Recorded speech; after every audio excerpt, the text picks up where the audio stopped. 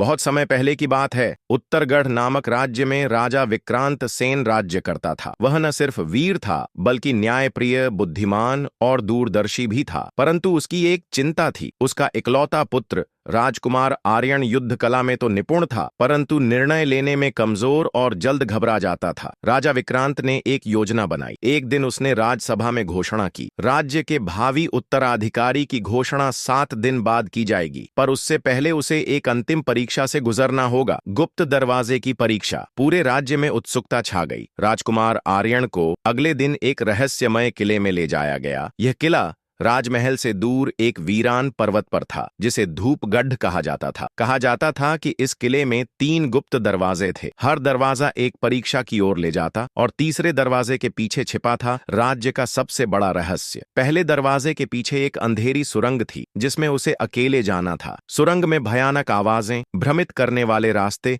और डरावनी परछाइयां थीं, पर आर्यन डरा नहीं। उसने अपने डर पर विजय पाई और आगे बढ़ता गया। दूसरा दरवाजा उसे एक विशाल पुस्तकालय में ले गया, जहां एक रहस्यमयी वाणी गूंजी, राजा सिर्फ तलवार से नहीं, ज्ञान और विवेक से भी राज्य करता है। उसे 4 प्रश्न दिए गए, जिनमें से एक उत्तर गलत होता तो वह बाहर नहीं निकल पाता। आर्यन ने धैर्य और समझदारी से सभी उत्तर दिए और दरवाजा अपने आप खुल गया। अब वह तीसरे और अंतिम दरवाजे के सामने था। उस पर लिखा था, यदि तुम सच्चे राजा हो तो यह दरवाजा बिना खोले ही खुल जाएगा। आर्यन ने दरवाजा खींचा, धक्का मारा, मंत्र दोहराए, पर कुछ नहीं हुआ। वह बैठ गया, सोच में पड़ गया। शायद यह दरवाजा शक्ति से नहीं, त्याग और सेवा की भावना से खुलेगा। उसने अपने घुटनों पर बैठकर हाथ जोड़ लिए और बोला, यदि मैं केवल स्वयं के लिए राजा बनना चाहता हूं तो मैं योग्य नहीं। यदि राज्य की सेवा मेरा उद्देश्य है तो मार्ग खोलो। और तभी दरवाजा धीरे धीरे खुल गया। अंदर एक वृद्ध संत बैठे थे। उन्होंने मुस्कुराकर कहा, अब तुम तैयार हो। तुमने भय, अहंकार और अज्ञान, इन तीनों को हराया है। यही सच्चे राजा की पहचान है। 7वें दिन राजा विक्रांत ने पूरे दरबार में घोषणा की, अब उत्तरगढ़ को उसका अगला राजा मिल चुका है, राजा आर्यन, जिसने खुद को साबित किया है। प्रेरणा, सच्चा नेतृत्व ताकत से नहीं, समझ, सेवा और त्याग से आता है। वीडियो पूरी खत्म हो गई और आपने अभी तक चैनल को सब्सक्राइब नहीं किया